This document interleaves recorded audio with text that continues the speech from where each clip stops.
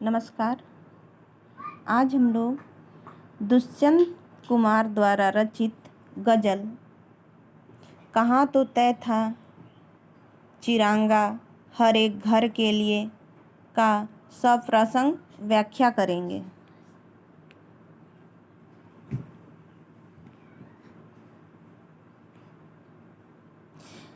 साये में धूप गज़ल संग्रह से यह गज़ल ली गई है।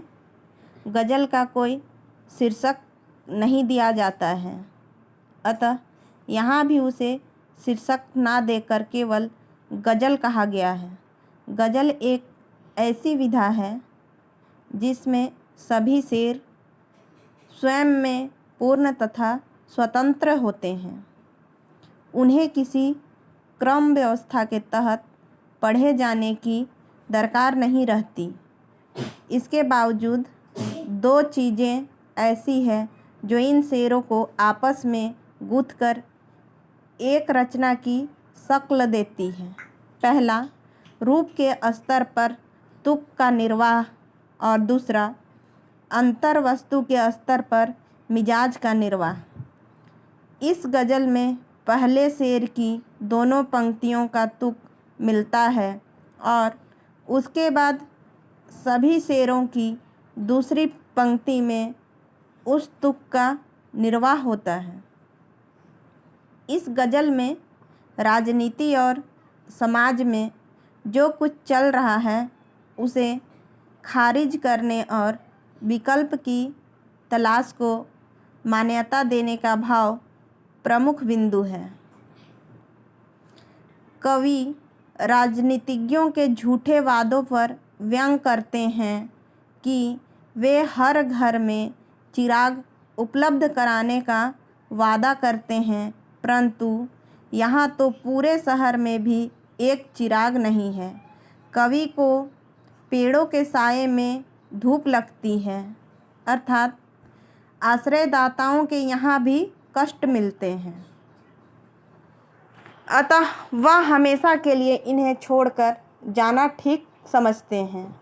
वह उन लोगों के जिंदगी के सफ़र को आसान बताते हैं जो परिस्थिति के अनुसार स्वयं को बदल लेते हैं।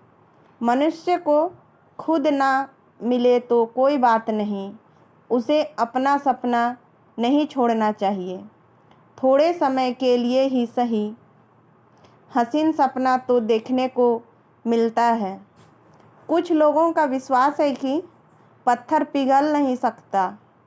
कवि आवाज़ के असर को देखने के लिए बेचैन है।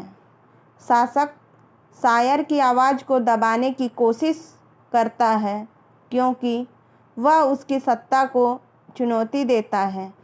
कवि किसी दूसरे के आश्रय में रहने के स्थान पर अपने घर में जीना चाहता है। अब शेर की पंक्ति को देखिए। कहाँ तो तय था चिरांगा हर एक घर के लिए, कहाँ चिराग मयस्सर नहीं शहर के लिए। यहाँ दरख्तों के साये में धूप लगती है, चलो यहाँ से चले और उम्र भर के लिए। शब्दार्थ।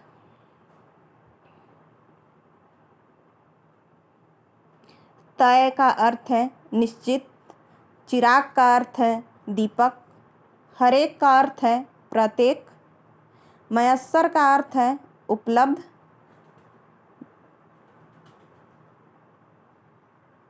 दरख्त का अर्थ है पेड़, साये का अर्थ है छाया, धूप का अर्थ है कष्ट या रोशनी, उम्र भर का अर्थ है जीवन भर। प्रसंग। प्रस्तुत पंक्ति दुष्यंत कुमार द्वारा रचित गज़ल संग्रह साये में धूप से ली गई है। इस गज़ल का केंद्रीय भाव है राजनीति और समाज में जो कुछ चल रहा है उसे खारिज करना और नए विकल्प की तलाश करना। व्याख्या। कवि कहते हैं कि नेताओं ने घोषणा की थी कि देश के हर घर को चिराग अर्थात सुख सुविधाएं उपलब्ध करवाएंगे। आज स्थिति यह है कि शहरों में भी सुविधाएं उपलब्ध नहीं हैं। नेताओं की घोषणाएं कागजों में सिमट कर रह गई है। दूसरी शेर में कवि कहते हैं कि देश में अनेक संस्थाएं हैं जो नागरिकों के कल्याण के लिए काम करती हैं। कवि उन्हें दरख्त की संज्ञा देते हैं। इन दरख्तों के नीचे छाया मिलने की बजाय धूप मिलती है, अर्थात ये संस्थाएं ही आम आदमी का शोषण करने लगती है। चारों तरफ भ्रष्टाचार फैला हुआ है। कवि इन सभी व्यवस्थाओं से दूर रहकर अपना जीवन बिताना चाहते हैं। ऐसे में आम जनता पर घोर निराशा फैल गई है। विशेष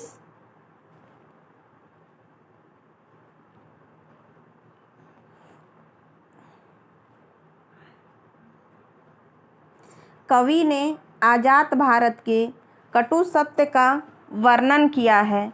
नेताओं के झूठे आश्वासन व संस्थाओं द्वारा आम आदमी के शोषण के उदाहरण आए दिन मिलते हैं। दूसरा, चिराग, मयस्सर, दरख्त, साये आदि उर्दू शब्दों के प्रयोग से भाव में गहनता आई है। तीसरा पॉइंट, खड़ी बोली में प्रभावी अभिव्यक्ति है। चौथा पॉइंट, चिराग व दरख्त आशा व सुव्यवस्था के प्रतीक है। पांचवा पॉइंट, अंतिम पंक्ति में निराशा व पलायनवाद की प्रवृत्ति दिखाई देती है। छठा पॉइंट, लक्षणा शक्ति का निर्वाह है। सातवां पॉइंट, साये में धूप लगती है में विरोधाभास अलंकार है। अब आगे की पंक्ति को देखते हैं।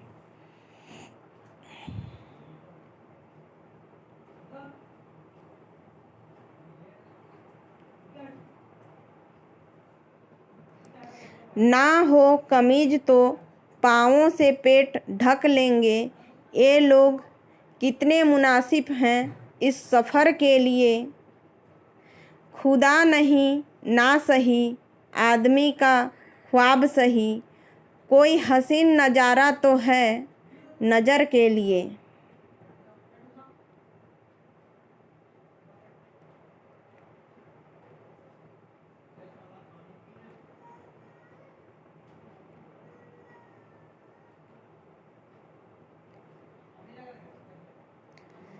प्रसंग,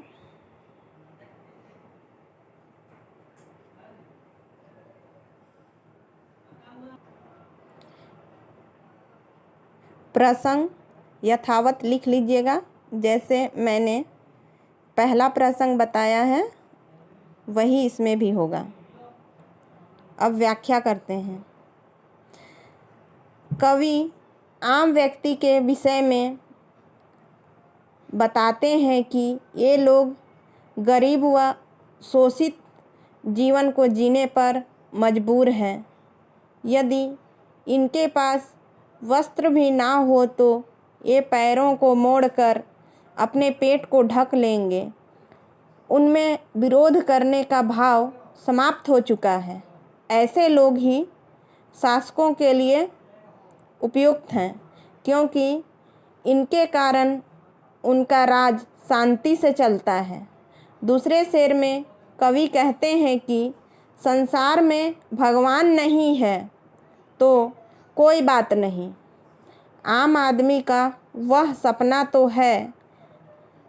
कहने का तात्पर्य है कि ईश्वर मानव की कल्पना तो है ही। इस कल्पना के जरिए उसे आकर्षक दृश्य देखने के लिए मिल जाते हैं। इस तरह उनका जीवन कट जाता है।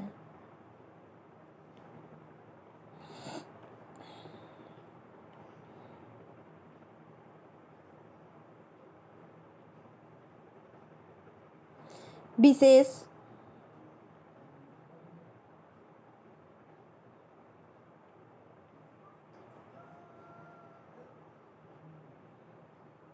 कवि ने भारतीयों में विरोध भावना का न होना तथा खुदा को कल्पना माना है।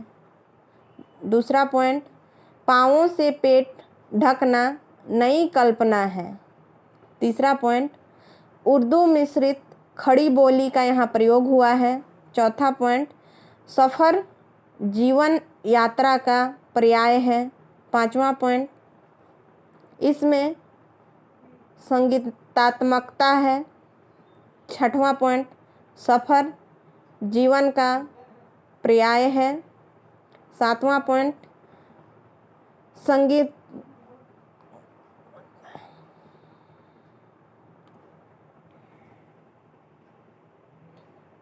अब आगे का शेर देखते हैं। ओ मुतमईन है कि पत्थर पिघल नहीं सकता, मैं बेकरार हूँ आवाज़ में असर के लिए। तेरा निजाम है सिल दे जुबान शायर की, ये एहतियात ज़रूरी है इस बहर के लिए। जिए तो अपने बगीचे में गुलमोहर के तले, मरे तो गैर की गलियों में गुलमोहर के लिए। मरे तो गैर की गलियों में गुलमोहर के लिए।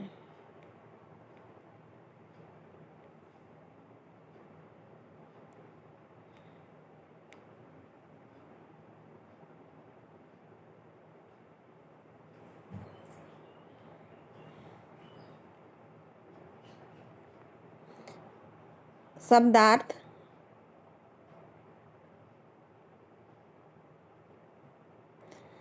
मुतमईन का अर्थ है अस्वस्थ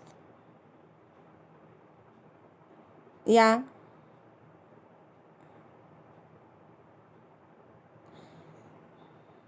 बेकार का अर्थ है बेचैन।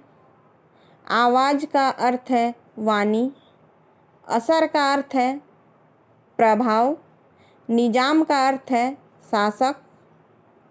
सिले का अर्थ है बंद कर देना। जुबान का अर्थ है आवाज़। शायर का अर्थ है कवि। एहतियात का अर्थ है सावधानी।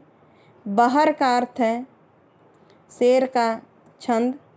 गुलमोहर का अर्थ है एक प्रकार के फूलदार पेड़।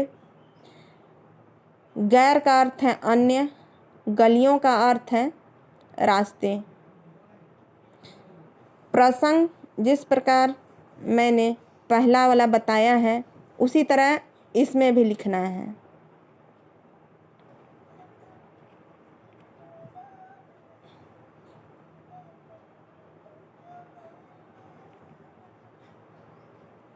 व्याख्या, पहले शेर में कवि आम व्यक्ति के विश्वास की बात बताता है। आम व्यक्ति को विश्वास है कि भ्रष्ट व्यक्तियों के दिल पत्थर के होते हैं, उनमें संवेदना नहीं होती। कवि को इसके विपरीत इंतजार है कि इन आम आदमियों के स्वर में असर हो, इनकी आवाज़ बुलंद हो तथा आम व्यक्ति संगठित होकर विरोध करे तो भ्रष्टाचार समाप्त हो सकता है। दूसरे शेर में कवि शायरों और शासक के संबंधों के बारे में बताता है।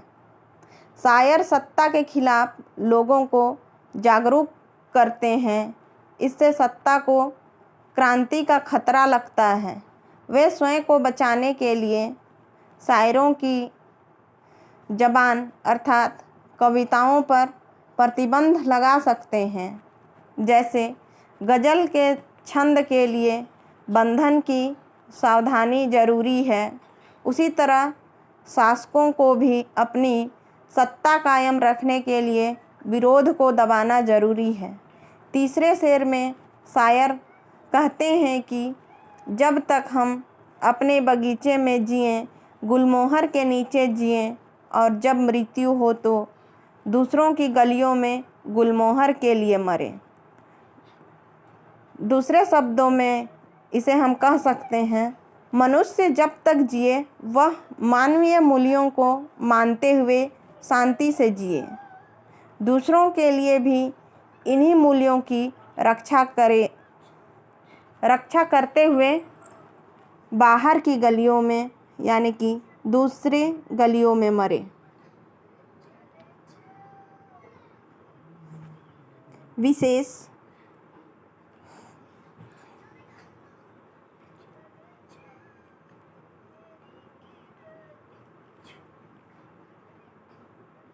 कवि सामाजिक क्रांति के लिए बेताब है, साथ ही वह मानवीय मूल्यों का संस्थापक एवं रक्षक भी है। दूसरा पॉइंट, पत्थर पिघल नहीं सकता से स्वेच्छाकारी शासकों की ताकत का पता चलता है। तीसरा पॉइंट, पत्थर पिघल में अनुप्रास अलंकार है। चौथा पॉइंट, गुलमोहर का प्रतीकात्मक अर्थ है। पांचवा पॉइंट, उर्दू शब्दावली युक्त खड़ी बोली है। छठा पॉइंट, मैं और तू की शैली प्रभावित है। धन्यवाद।